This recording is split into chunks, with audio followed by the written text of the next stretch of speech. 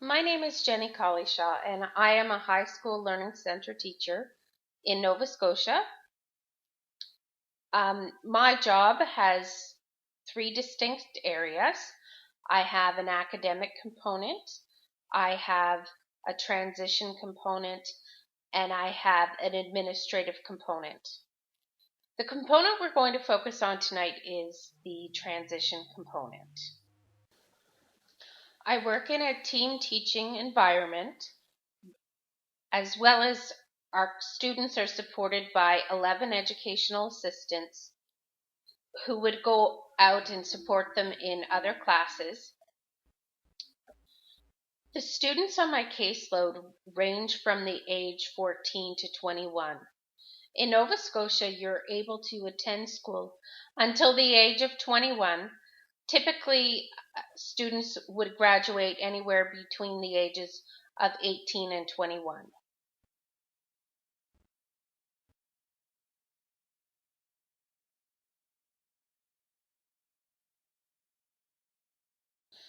The students on my caseload are all on individual program plans, so that means that they don't follow the regular curriculum outcomes set out by our province. So being on an individual program plan means that the students usually don't go on to post-secondary education, or the post-secondary options are quite limited. So what that means for my job is that the transition from school to the community and employment becomes very important. So according to our Nova Scotia Special Education Transition document, transition happens for students in different parts of their life, but in their school life, transition happens from home to school when they begin school, from school to school when they move from elementary to middle to high school, and then from school to community. And so they actually state in this document that we should begin to start this transition when our students are 14 years of age.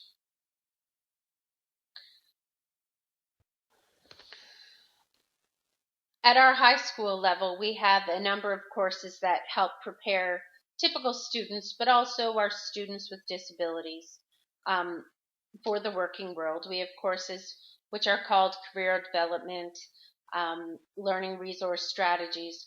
We also have a system of work experience.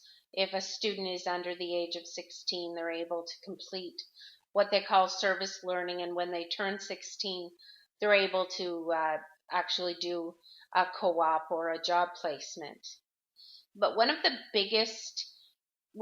biggest areas that we are hearing from employers as we connect with them is that our graduates are not graduating with the skills needed to fill some of these jobs. And it's funny because as I was beginning to look for resources for this paper, I came across a Statistics Canada for 2012, a survey that they did, and they said that 13.9% of Canadians identify with having a disability. And out of that 13.9%, 8 out of 10 people use an assistive device. So that could be for mobility, augmentative communication. And I thought that's really quite a significant number. And so how would that translate to supporting the transition to the community? Because what I've been hearing is that the graduates that we are producing are not able to fill those roles. And according to a sectoral outlook for Nova Scotia, Service Canada will often gather data and look at what are the trending jobs within Nova Scotia. And from the 2013 to 2015 year, the biggest level of jobs that will be produced are within the service sector. And that I found that a little bit ironic because most of our students are headed into, with disabilities, are headed into some type of service type of work. So when we look at the kind of skills that kids need, it's easier to think about these skills in categories. So breaking them into two categories called hard skills and soft skills. Soft skills are basically skills that aren't very measurable, such as communication or interpersonal skills, kind of qualitative skills. And hard skills are measurable skills, so quantifiable. How fast can you type? How many words can you read? That kind of thing. So now that we've talked about how to categorize them, we look at what are the specific skills that kids are lacking.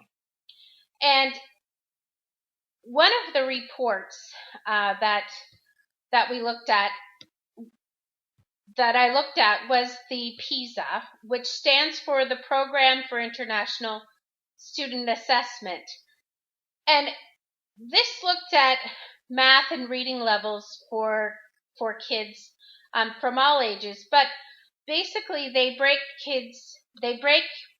student scores down into 6 levels. 1 being obviously the lowest and 6 being the most proficient. So in my reading, it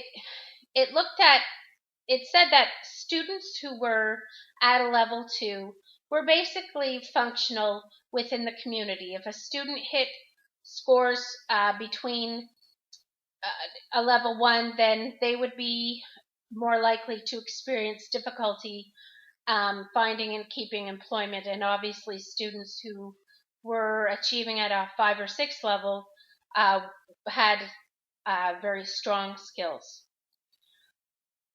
So when looking at the level 2 math abilities, the requirements to basically meet functional level for math, the requirements are to be able to interpret and recognize situations in context that require no more than direct inference, extract relevant information from a single source and make use of single representational mode, employ basic algorithms, formulae and procedures or conventions, and reason and make literal interpretations of the results. And the level 2 requirements for literacy are locating straightforward information, making low-level inferences of various types, and working out well-defined parts of a text, using some outside knowledge to understand it. So how do we translate that into specific hard skills? Just taking a look at some of the job ads on the Human Resources Development Canada site. One of the sites in particular looking at was Walmart Canada and all of the service opportunities that are under that umbrella of company. There's we have optometry, we've got McDonald's, which is affiliated with it. There's the lotto sales, and of course there's the jobs that are within the store itself, such as cashier, but they all kind of deal with a core set of skills. And it was actually a good friend of mine who prompted me to take a look at the job ads through Walmart, because they have really worked on identifying what those basic level of skills are. So to break these skills down a little further, I found that some of the common skills required for a job, such as Walmart or some of the other service-based jobs. For math skills, they need to have the ability to add, subtract, multiply, and divide in all units of measure using whole numbers, common fractions, and decimals using units of Canadian money. Make change, correctly counting it back to customers, and being able to accept all forms of customer payments, including cash, debit, and credit cards. And for literacy skills are basically to have the ability to understand the meaning of written, print, or matter, and to be able to record information. So now that we've outlined the skills, we come to another issue that is common in my position as a resource teacher. How do we approach these skills? How do we close that gap? And there's a common thought that there's two kind of ways. There's remedial and compensatory. And remedial basically means going back and reteaching a lot of that material in maybe a different way, employing different strategies. And compensatory strategies, basically that you are helping the process along to speed up the final function. So that could be, for somebody who didn't know their math facts, maybe using a calculator. And so a little bit in the research that I was reading, there was quite a bit of debate on when to use remedial and compensatory devices or to help with learning the material. And I really didn't get to the bottom of that. My feeling is students come in to see me when they are 14 years of age, and they don't leave.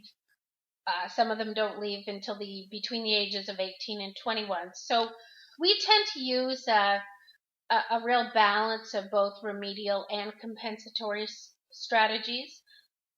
But then to further that is how can we use assistive technology to support this? Because if I go back to the Statistics Canada, it said that 8 out of 10 Canadians were using assistive devices. So when looking into the research a little bit more on using assistive technology for remedial and compensatory strategies, I found that there were some factors that were important, such as the assistive technology should be accompanied and overseen by an educator. So students need to be shown how to use the technology. They need to, at certain points throughout using it, actually the teacher needs to check to make sure to see that they're using the applications properly.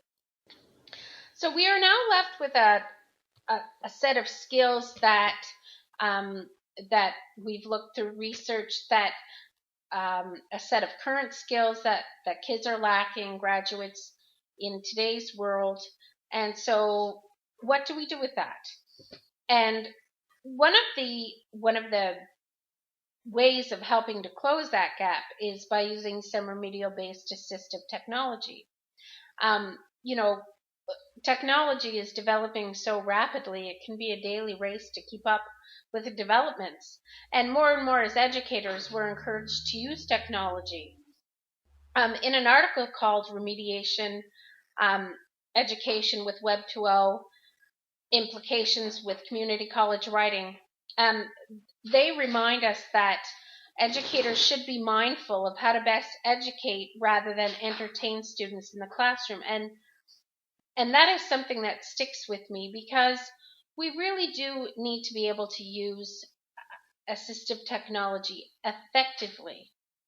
And so as educators, we are feeding kids in Canada. We are filling lots of different roles for our kids. And so this just kind of adds to that layer of looking at what kind of technology, and there is a name for that role, and it's called being an instructional designer. And there are just like there are many different lesson plan ways to think about lesson planning, so are there about instructional design. And I go back to two general theories of objectivists and constructivists. And, objectivist obviously is earlier in history. Um, it looks at more of the traditional role of education, step by step instructions. And then a newer theory that's come out is constructivist, which can be described as basically, in terms of instructional design, as a general set of principles. So in this case, we're looking at how to close the hard skills gap for graduates who are going straight to the workforce. So now that we have our focus, on the surface, the solution may be to take an objectivist approach to these skills by saying there's a gap in skills, so follow these steps and we'll fix it. However, the context of the skills gap is significant, as the students who we're planning for have had disabilities, and they've had years and years and years of this objectivist skill and drill kind of practice without mastering them. So that is one thing to think about. And on the other hand, if you look at it from a constructivist perspective, if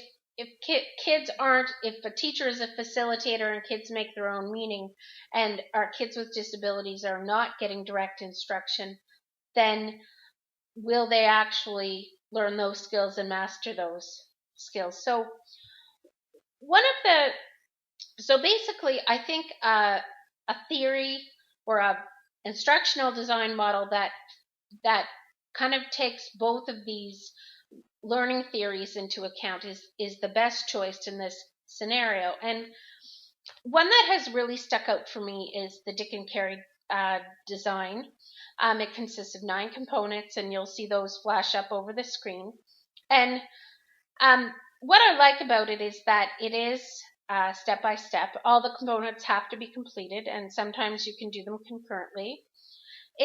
This model is often used for a course or a whole curriculum.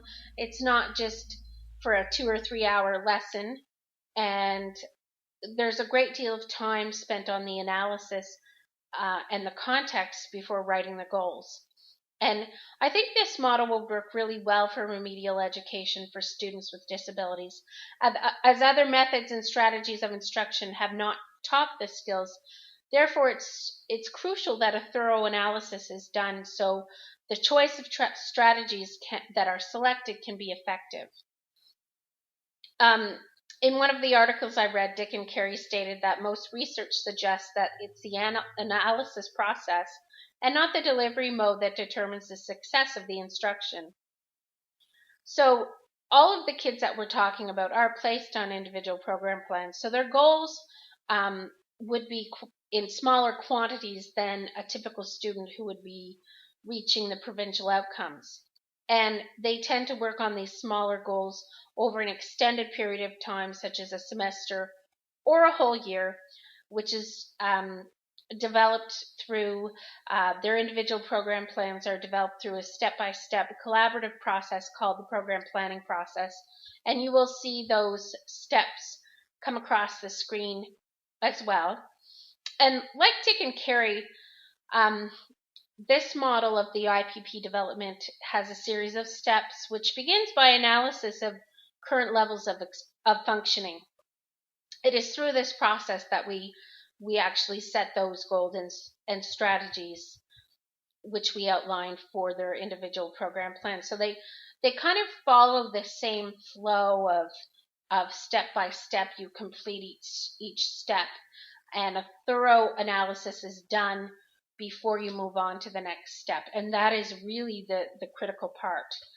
So I know that the Dick and Carey model was created in the 70s, but they continue to refine and refine the model as changing practices and theories evolve.